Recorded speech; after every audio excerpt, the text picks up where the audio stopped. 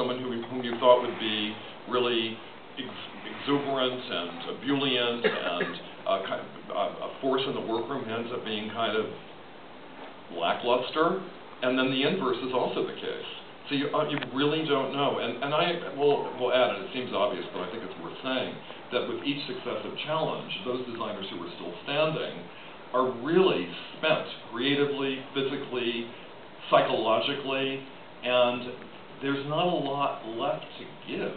So the fact that they still can, I mean, by the last challenge this season, I was in there like an intractable cheerleader. You can do it! You can! Don't think about anything other than this last challenge. Don't disappoint those judges. Because they were like rag dolls and kind of sleepwalking through all the motions. But they rallied, they got through it. But it's a challenge. Yes, have it right here.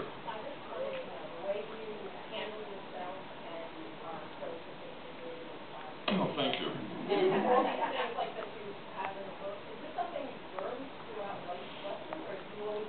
Oh, have I always been like this, or is it something I've learned through life's lessons? Oh no, I have learned through life's lessons, and plenty of don't let this happen to you, and never do this again. I'm so proud to be 57 and to have spent 29 years in higher ed and to have navigated the world in so many different along so many different avenues and had so many wonderful experiences. And whenever anyone asks, is there anything you would undo? No, because everything that we experience makes us who we are. I mean, someone actually asked me once, well, what about the death of your father? My mother, thankfully, is still living, though that's how I know she hasn't read the book. I said, you know, as painful as it was, my father spent the last 7 years of his life in a nursing home, and I mean, no one dies of Alzheimer's disease, you die of something else, but that's what it was. And he was only 67. I mean, it was really horribly painful to watch.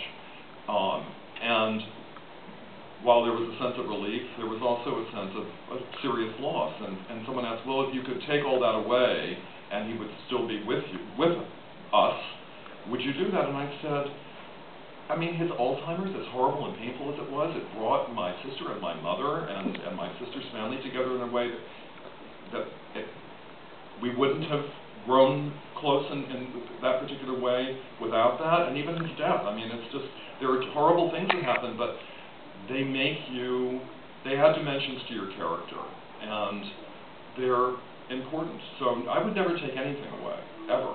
And someone also asked me, what is it you haven't achieved that you'd like to? This only came up yesterday. And I thought, no one's ever asked me that question. I thought, you know, it would be unmitigated hubris to even begin to wish for something else. I mean, I am so lucky and have had so many wonderful things bestowed upon me, and I thank my lucky stars every day. So no, there's nothing I would ever wish for. I wouldn't have the audacity. I'm just very happy to still be here and standing. So, yes, way in the back. First, a comment. I talk to people all over the United States through my work, and you are so loved you can't even imagine, men and women. Just I said I was going to meet Tim Gunn, and they're like, oh my God, oh my God. I'm very lucky that people respond positively to me. Thank you. You are the reason people watch Project Runway. Believe me, they do. Oh, thank you. The question that I have. Thank you. For you is you're so compassionate with all the designers, win-lose, whoever they may be, and you've been doing this all these seasons. Do these people keep in contact with you after it's all done? Do the designers keep in contact with me? They do as much as they want to. I mean, we have a burgeoning Project Runway Alumni Association at this point. And I make a point, unless there's something specific that I need to talk to a designer about, I make a point of not reaching out to them. They know that I'm available to them, and a lot of them reach out to me and on a regular basis.